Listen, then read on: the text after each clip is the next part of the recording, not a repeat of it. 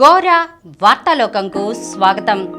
ఈనాటి ముఖ్యాంశాలు: విశాఖ ఫిషింగ్ హార్బర్లో భారీ అగ్ని ప్రమాదం, తమిళనాడు గవర్నర్పై సుప్రీంకోర్టు ఆగ్రహం, ఇండోనేషియన్ ఆసుపత్రిపై ఇజ్రాయిల్ క్షిపణి ప్రయోగం, 12 మంది మృతి, 2 డిగ్రీలు పెరిగిన భూతాపం.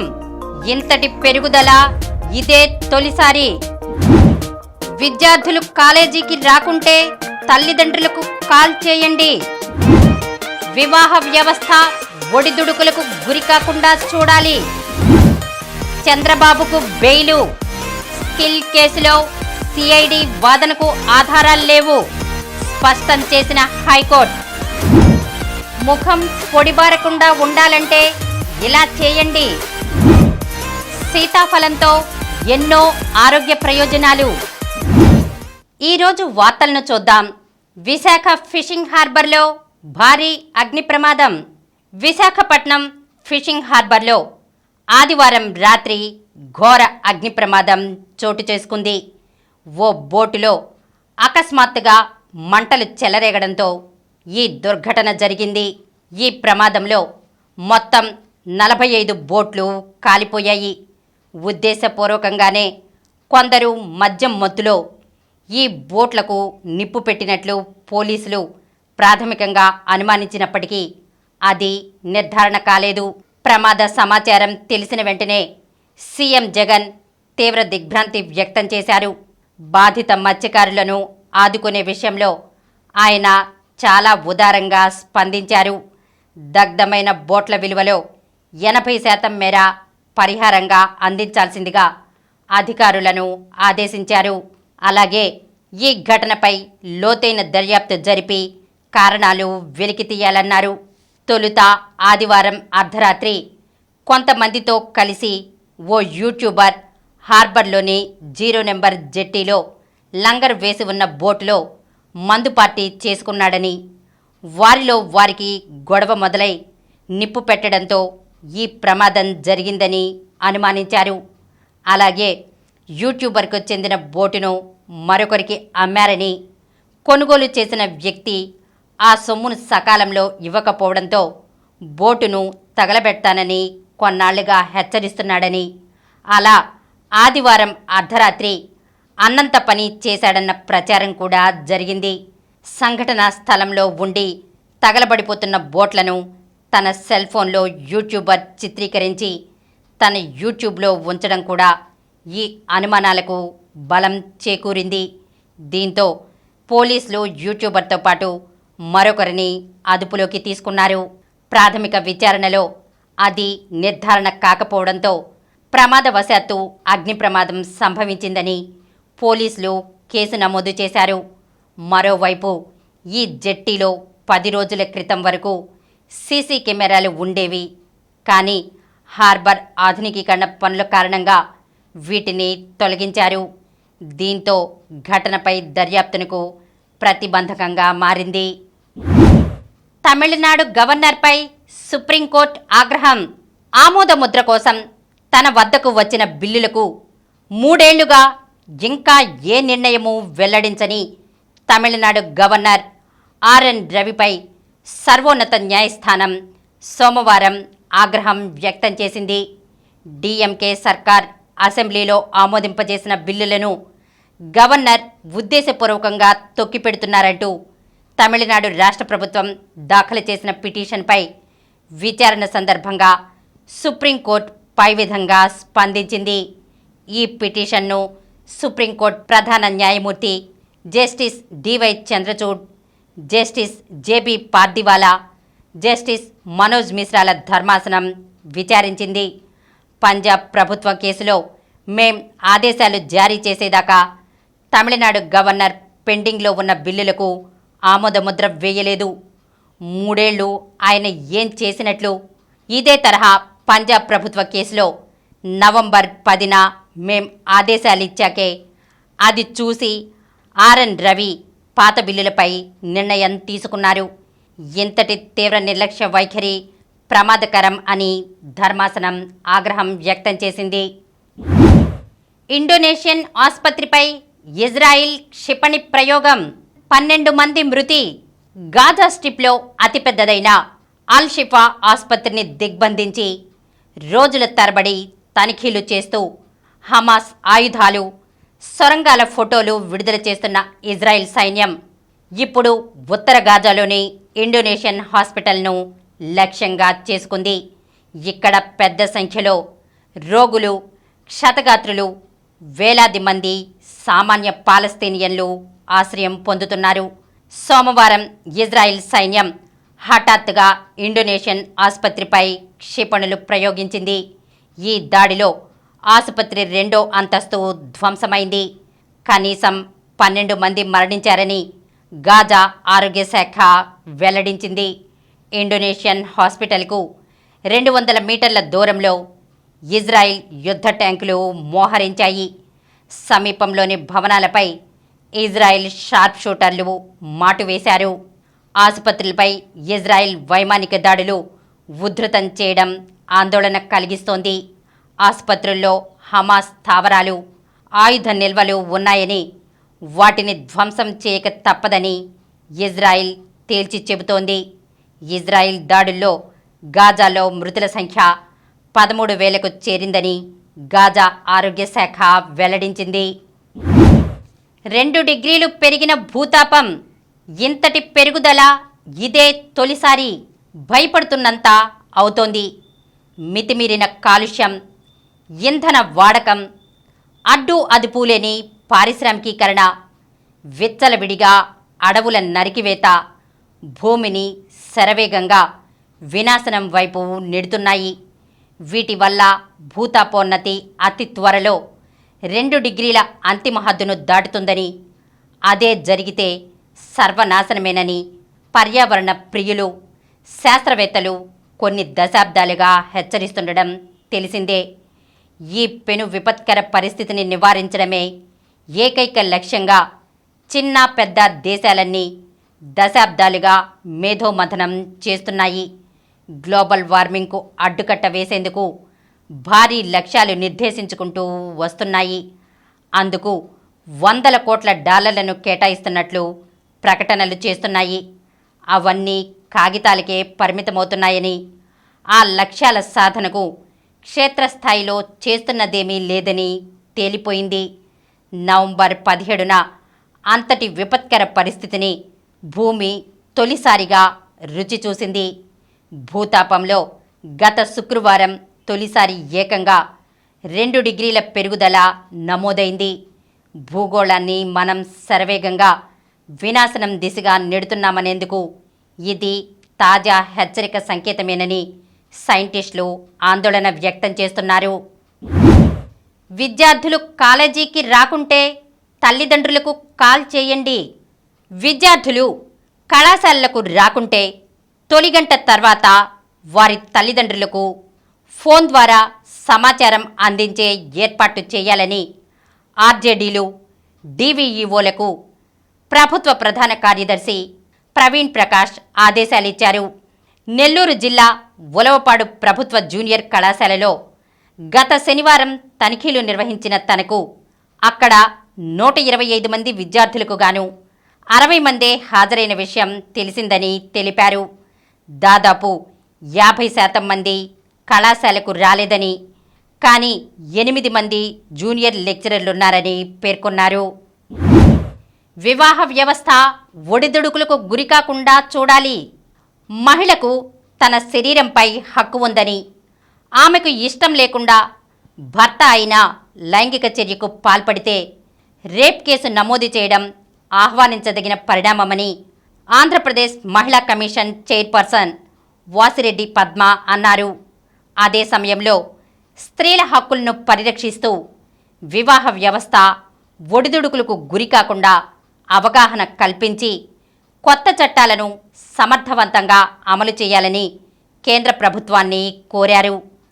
భార్యకు ఇష్టం లేకుండా లైంగిక చర్యకు పాల్పడిన భర్తపై మ్యారిటల్ రేప్ కేసులు నమోదు చేసే విషయంలో సుప్రీంకోర్టు సూచనల మేరకు కేంద్ర హోంశాఖ అభిప్రాయ సేకరణ చేపట్టింది. ఈ విషయమై తమ అభిప్రాయం వెల్లడించాలని ఏపీ మహిళా కమిషన్కు రాష్ట్ర స్త్రీ శిశు సంక్షేమ శాఖ ద్వారా కేంద్ర హోంశాఖ లేఖ పంపింది. దానిపై మహిళా కమిషన్ రాష్ట్ర కార్యాలయంలో చైర్పర్సన్ వాసిరెడ్డి పద్మ అధ్యక్షతన సోమవారం నిర్వహించిన సమావేశంలో కమిషన్ సభ్యులు గజ్జల వెంకటలక్ష్మి, బూసి వినీత, గెడ్డం ఉమా, రోకియా బేగం చర్చించారు. వాసిరెడ్డి పద్మ మాట్లాడుతూ భర్తలపై రేప్ కేసులు నమోదు చేసే విషయం చాలా సున్నితమైన అంశమైనందున తగిన జాగ్రత్తలతో వ్యవహరించాల్సి ఉంటుందన్నారు. మహిళా కమిషన్ లీగల్ కౌన్సిలర్లు ఏ పూజితా యాదవ్, ఎస్వీఎస్ శైలజ, బి సంధ్య, జి దేవి పలు అంశాలను వివరించారు. చంద్రబాబుకు బెయిలు, స్కిల్ కేసులో సిఐడి వాదనకు ఆధారాలు లేవు స్పష్టం చేసిన హైకోర్టు. నైపుణ్యాభివృద్ధి సంస్థ కేసులో మాజీ ముఖ్యమంత్రి, తెలుగుదేశం పార్టీ అధినేత చంద్రబాబుకు హైకోర్టు బెయిలు మంజూరు చేసింది. ఆయన తెలుగుదేశం పార్టీ ఖాతాలకు నిధులు మళ్లించారనేందుకు సిఐడి ఎలాంటి ప్రాథమిక ఆధారాలు సమర్పించలేకపోయిందని హైకోర్టు తేల్చి చెప్పింది. ఇలాంటి తీవ్రమైన ఆరోపణలు చేస్తున్నప్పుడు చంద్రబాబుకు రిమాండ్ విధించాలని అభ్యర్థించకముందే తగిన ఆధారాలను సేకరించి ఉండాల్సిందని అభిప్రాయపడింది. నిధులు తెలుగుదేశం పార్టీ ఖాతాలోకి చేరాయనేందుకు దర్యాప్తు సంస్థ వద్ద ఆధారాలేవీ లేవని స్పష్టం చేసింది. ఈ విషయాన్ని దర్యాప్తు లోపంగా భావిస్తున్నామని పేర్కొంది. 370 కోట్ల రూపాయల నిధులను షెల్ కంపెనీలకు మళ్లించి ఆ సొమ్మును నగదు రూపంలో చంద్రబాబు ఉపసంహరించుకున్నారనే వాదనకు బలం చేకూరేలా సిఐడి సాక్ష్యాధారాలను కోర్టు ముందు ఉంచలేదని పేర్కొంది. చంద్రబాబుకు బెయిల్ ఇవ్వాల్సిన అవసరం లేదన్న సిఐడి వాదనను తోసిపుచ్చింది. ఈ కేసులో ఇతర నిందితులందరూ బెయిల్పై ఉన్నారని గుర్తు చేస్తూ చంద్రబాబుకు బెయిల్ మంజూరు చేసింది.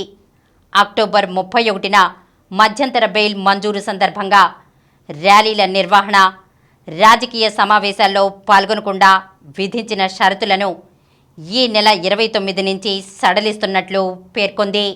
వైద్యం చేయించుకున్న వివరాలను ఈ నెల 28లోపు విజయవాడ ఏసీబీ కోర్టులో దాఖలు చేయాలని చంద్రబాబును ఆదేశించింది. హైకోర్టు న్యాయమూర్తి జస్టిస్ టి మల్లికార్జునరావు సోమవారం ఈ మేరకు కీలక తీర్పు ఇచ్చారు. స్కిల్ కేసులో బెయిల్ పిటిషన్ను విజయవాడ ఏసీబీ కోర్టు కొట్టేయడంతో చంద్రబాబు హైకోర్టును ఆశ్రయించిన విషయం తెలిసిందే. ఇటీవల వాదనలు ముగియడంతో హైకోర్టు సోమవారం తీర్పు వెల్లడించింది. ముఖం పొడిబారకుండా ఉండాలంటే ఇలా చేయండి. టీ స్పూన్ పచ్చిపాలలో 5-6 చుక్కల తులసి రసం కలపాలి. ఈ మిశ్రమంలో కాటన్ ముంచి ముఖానికి, మెడకు అప్లై చేసి 20 నిమిషాల తర్వాత గోరువెచ్చని నీటితో కడిగితే మొటిమలు తగ్గి ముఖం పొడిబారకుండా ఉండి చర్మం నిగనిగలాడుతుంది. సీతాఫలంతో ఎన్నో ఆరోగ్య ప్రయోజనాలు. తియ్యని సీతాఫలాన్ని మధుమేహులు తినకూడదు అనుకుంటారు. కానీ దీని గ్లైసెమిక్ ఇండెక్స్ 54 మాత్రమే. ఇందులోని పీచు గ్లూకోజ్ను రక్తంలో నెమ్మదిగా కలిసేలా చేస్తుంది. కాబట్టి డయాబెటీస్ వాళ్ళు మితంగా తినొచ్చని, ఇది ఇన్ఫ్లమేషన్ను తగ్గించి గుండెకు మేలు చేస్తుందని చెబుతున్నారు నిపుణులు. ఇందులో యాంటీ ఆక్సిడెంట్లు, పీచు, iron, potassium, magnesium, vitamin A, సిలు సమృద్ధిగా ఉంటాయి. ఈ పండులోని పీచు మలబద్ధకాన్ని, ఇతరత్రా జీర్ణ సమస్యల్ని దూరం చేస్తుంది. నియాసిన్ చెడు కొలెస్ట్రాల్ని తగ్గిస్తుంది. పీసీఓడి ఉన్నవారిలో హార్మోన్ల అసమతౌల్యత కారణంగా మూడ్ స్వింగ్స్ ఉంటుంటాయి. అలాగే కోవిడ్ తర్వాత చాలామందిలో మానసిక ఒత్తిడి, హృద్రోగ సమస్యలు పెరిగాయి. అలాంటి వాళ్ళకి సీతాఫలంలో ఎక్కువగా ఉండే B6 విటమిన్ ఆనందాన్ని కలిగించే సెరటోనిన్, డోపమైన్ హార్మోన్ల స్రావాన్ని పెంచుతుంది. ఒత్తిడికి కారణమయ్యే రసాయనాల్ని అరికట్టడం ద్వారా చలికాలంలో వచ్చే మానసిక అనారోగ్య సమస్యల్ని నివారిస్తుంది. సీతాఫలంలోనే బులటాసిన్, అసిమిసిన్ అనే ఫ్లేవనాయిడ్లకు క్యాన్సర్ నిరోధక లక్షణాలు ఉన్నాయని, ఆల్కలాయిడ్లు, ఎసిటోజెనిన్లు మూత్రపిండ వ్యాధుల్ని తగ్గిస్తాయని పరిశోధనలు చెబుతున్నాయి. మెగ్నీషియం, కాల్షియం పుష్కలంగా ఉండే సీతాఫలం ఎముక పుష్టిని పెంచుతుంది. మధురమైన సీతాఫలం పోషకాలు సమృద్ధిగా ఉన్న ఔషధ ఫలం. ఇప్పుడు కొన్ని సంక్షిప్త వార్తలను చూద్దాం. ఏపీ వైద్య శాఖకు 2 అవార్డులు. శిశువులు, చిన్నపిల్లలకు అత్యంత నాణ్యతా ప్రమాణాలను పాటిస్తూ వైద్య సేవలు అందిస్తున్న ఆంధ్రప్రదేశ్ వైద్య శాఖకు కేంద్ర ఆరోగ్య కుటుంబ సంక్షేమ శాఖ అవార్డు వరించింది. దేశంలోనే అత్యధిక ఆసుపత్రులకు ముస్కాన్ గుర్తింపు కలిగిన రాష్ట్రాల విభాగంలో ఏపీకి మొదటి అవార్డు దక్కింది. పిల్లల్లో డయేరియా నియంత్రణకు చేపట్టే intensified diarrhoea control fortnight 2022లో ఉత్తమ పనితీరు కనబరిచినందుకు మరో అవార్డు లభించింది. 10వ తరగతి పరీక్ష ఫీజు గడువు పెంపు. ఎస్ఎస్సి 2024 పబ్లిక్ పరీక్షలకు సంబంధించి పరీక్ష ఫీజు చెల్లించడానికి ఆన్లైన్ అప్లికేషన్ సబ్మిట్ చేసే గడువును పెంచుతూ రాష్ట్ర ప్రభుత్వం సోమవారం ఉత్తర్వులు జారీ చేసింది. నర్సింగ్ తుది దశ కౌన్సిలింగ్ వెబ్ ఆప్షన్లకు నోటిఫికేషన్. రాష్ట్రంలో 2023-24 విద్యా సంవత్సరానికి బీఎస్సీ నర్సింగ్ 4 ఏళ్ల డిగ్రీ కోర్సులో కాంపిటెంట్ అథారిటీ కోటా సీట్ల భర్తీ కోసం చివరి విడత వెబ్ కౌన్సిలింగ్కు వెబ్ ఆప్షన్స్ నమోదుకు సోమవారం డాక్టర్ వైఎస్ఆర్ ఆరోగ్య విశ్వవిద్యాలయం నోటిఫికేషన్ జారీ చేసింది. భారత్ సత్తాకు సవాల్. నేడు ఆసియా ఛాంపియన్ ఖతర్ జట్టుతో మ్యాచ్. ఫుట్బాల్ ప్రపంచ కప్ 2026 ఆసియా క్వాలిఫైయర్ రాత్రి 7 గంటల నుంచి. 10 ఏళ్ల తర్వాత కెరీర్ బెస్ట్ ర్యాంక్లో బోపన్న. భారత టెన్నిస్ స్టార్ రోహన్ బోపన్న 10 ఏళ్ల విరామం తర్వాత మళ్లీ కెరీర్ బెస్ట్ 3వ ర్యాంకు చేరుకున్నారు. సీజన్ ముగింపు టోర్నీ ఏటీపీ ఫైనల్స్లో రోహన్ బోపన్న, మాథ్యూ ఎబ్డెన్ జోడీ సెమీఫైనల్లో నిష్క్రమించింది. ఈ ప్రదర్శనతో ఏటీపీ డబుల్స్ ర్యాంకింగ్స్లో బోపన్న 3 స్థానాలు ఎగబాకాడు. 43 ఏళ్ల బోపన్న 2013లో చివరిసారి కెరీర్ బెస్ట్ 3వ ర్యాంక్లో నిలిచాడు. టీమ్ ఆఫ్ ద టోర్నీ కెప్టెన్గా రోహిత్. వన్డే ప్రపంచ కప్లో ఉత్తమ ప్రదర్శన కనబరిచిన ఆటగాళ్లతో అంతర్జాతీయ cricket council team of the tournament ఎంపిక చేసింది. ఈ జట్టుకు భారత కెప్టెన్ రోహిత్ శర్మను సారథిగా నియమించింది. భారత టీ20 జట్టు కెప్టెన్గా సూర్యకుమార్. ఆస్ట్రేలియాతో జరగనున్న 5 మ్యాచ్ల టీ20 సిరీస్లో పాల్గొనే భారత జట్టును సోమవారం ప్రకటించారు. 15 మంది సభ్యులతో కూడిన భారత జట్టుకు సూర్యకుమార్ యాదవ్ తొలిసారి నాయకత్వం వహిస్తాడు. ఈ సిరీస్ కోసం భారత జట్టు హెడ్ కోచ్గా పివిఎస్ లక్ష్మణ్ వ్యవహరిస్తాడు. పంకజ్ అద్వానీకి 26వ ప్రపంచ టైటిల్. క్యూ స్పోర్ట్స్లో భారత దిగ్గజ క్రీడాకారుడు పంకజ్ అద్వానీ మరోసారి అంతర్జాతీయ వేదికపై మెరిశాడు. అంతర్జాతీయ బిలియర్డ్స్ స్నూకర్ సమాఖ్య ఆధ్వర్యంలో నిర్వహించిన ప్రపంచ బిలియర్డ్స్ లాంగ్ ఫార్మాట్లో 38 ఏళ్ల పంకజ్ అద్వానీ విజేతగా నిలిచాడు. జోకోవిచ్ రికార్డు విజయం. Association of tennis professionals season ముగింపు టోర్నీ ఏటీపీ ఫైనల్స్లో సెర్బియా దిగ్గజం ప్రపంచ నంబర్ 1 నోవాక్ జోకోవిచ్ కొత్త చరిత్ర సృష్టించాడు. ఈ టోర్నీ చరిత్రలో అత్యధిక సార్లు విజేతగా నిలిచిన ప్లేయర్గా 36 ఏళ్ల జోకోవిచ్ రికార్డు నెలకొల్పాడు. ఇటలీ ప్లేయర్ యానిక్ సినెర్తో జరిగిన ఫైనల్లో జోకోవిచ్ 6-3, 6-3తో నెగ్గి ఈ టోర్నీని రికార్డు స్థాయిలో 7వసారి సొంతం చేసుకున్న తొలి ప్లేయర్గా ఘనత సాధించాడు. మరిన్ని వార్తా విశేషాలతో రేపటి ఘోర వార్తాలోకంలో కలుద్దాం.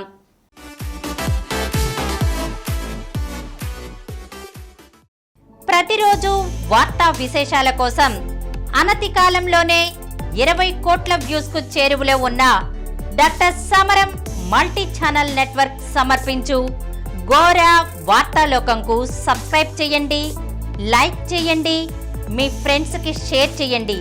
అలాగే ప్రక్కనున్న గంట సింబల్ని ప్రెస్ చేయడం మర్చిపోకండి. Please download Samaram multi-channel app and watch your favorite channels from your mobile. App available on Google Play Store and subscribe to the channels.